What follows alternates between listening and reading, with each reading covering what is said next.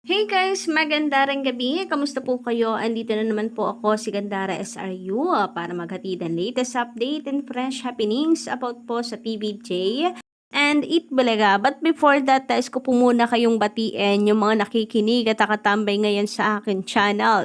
Magandang gabi.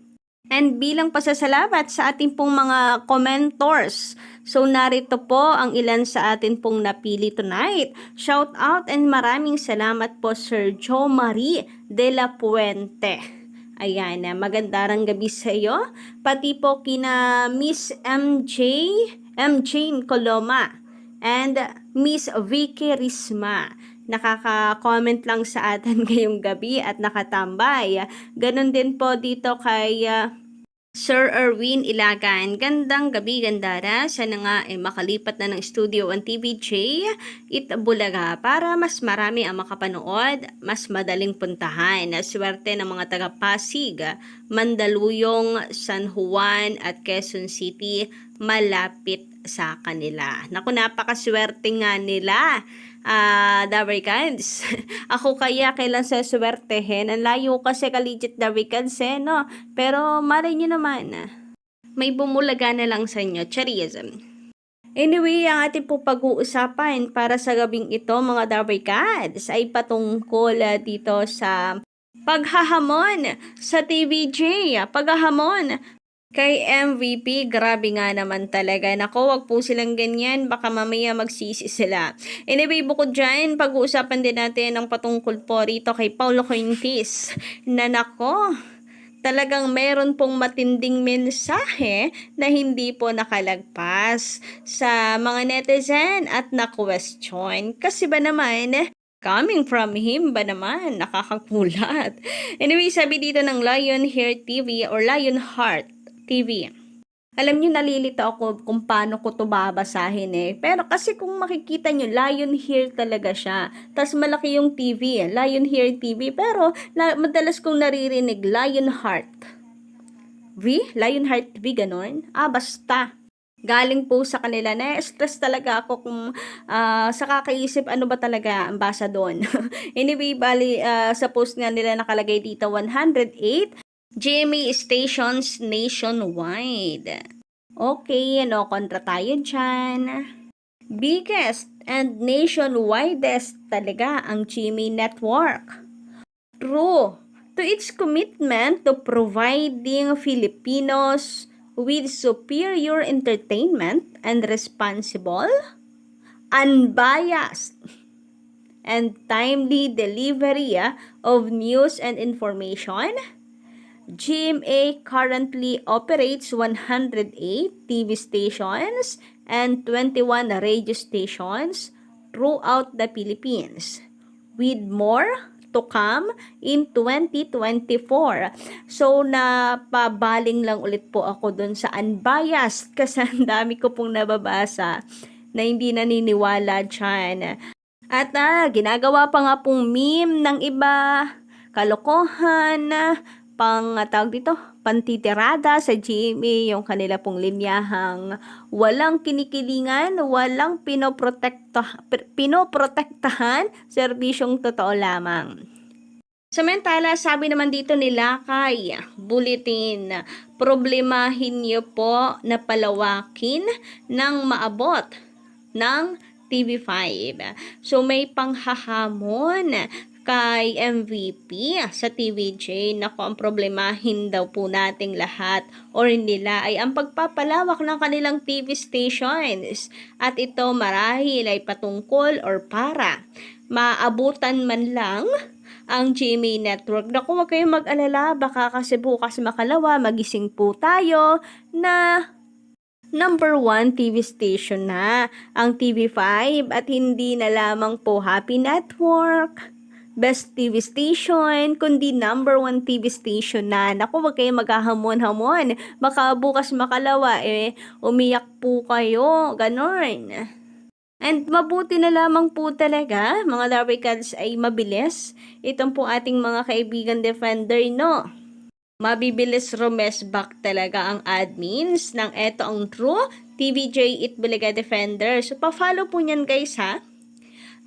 Bentong-bentong, CD, abutan mo na lang ako ng CD, lol. Grabe ka naman yun.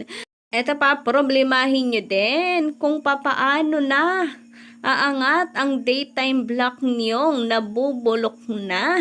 And katunayan nga niyan, pati po talagang TikTok lock ay nababaon na. Ang face-to-face, ang taas na po ng ratings. Halos lahat po ng program ng TV5, ang taas na po ng ratings. Partida. Yan pa po yung network na sinasabihan nila na ang problemahin ay ang pagpapalawak ng signal ng TV5 para makahabol naman sa GMA network. Lakas makapanghamon, ano? Huwag kayong mag-alala. Pag kinasaya ng TVJ ni MVP, nga at iyak kayo for sure. Anyway, sabi naman dito ng isang netizen, just watch it Bulaga. Accidentally lang naman. And here, Paulo Contis making advices to the couple. He said, be responsible, referring to their son. And love each other. Oh, coming from him. Nakakasok ka. Ay wow, may pa-love advice palang nalalaman ang lolo mo. OMG, mahalin daw ang isa't isa. At maging responsable sa mga anak, ganon. Coming from him talaga, nakakasuka talaga pakinggan. Kasi siya po mismo ay hindi po responsable. Tapos magbibigay po siya ng advice. Ay di wow, matindi talaga no, magmensahe itong si Paulo Contis. Nagbabounce back po sa kanya. Parang mensahe po niya sa sarili niya, ganon. Partida tinatawag pa po yan na pambansang daddy ng noontime. Mapapasana all ka na lang talaga ka-legendary kids na. Samantala sabi naman dito ni Buena Rivor, maganda rin gabi, pinalaking matino ni Naaga at Charlene sa Andres at Tash.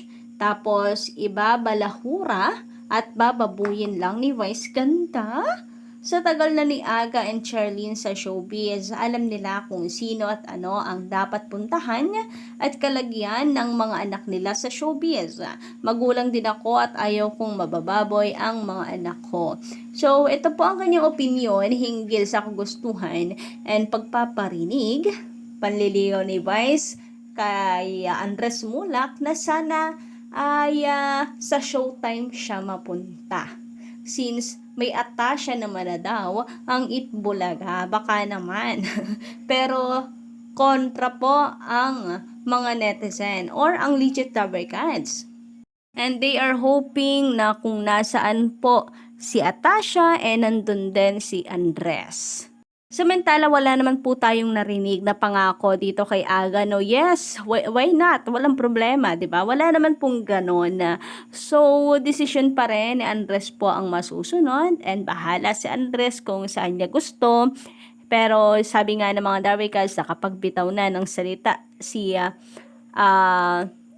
Andres na kung nasa ng kanyang kambal, doon din siya.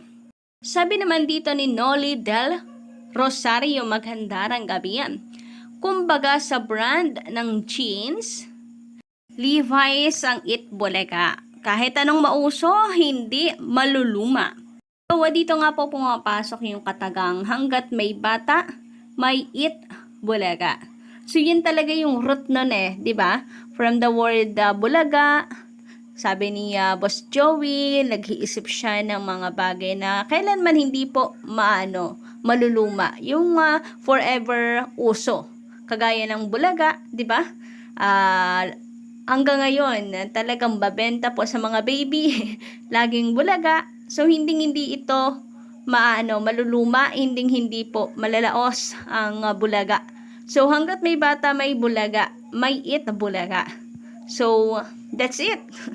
That's the exact explanation na never pong mawawala at maluluma ang Itbulaga.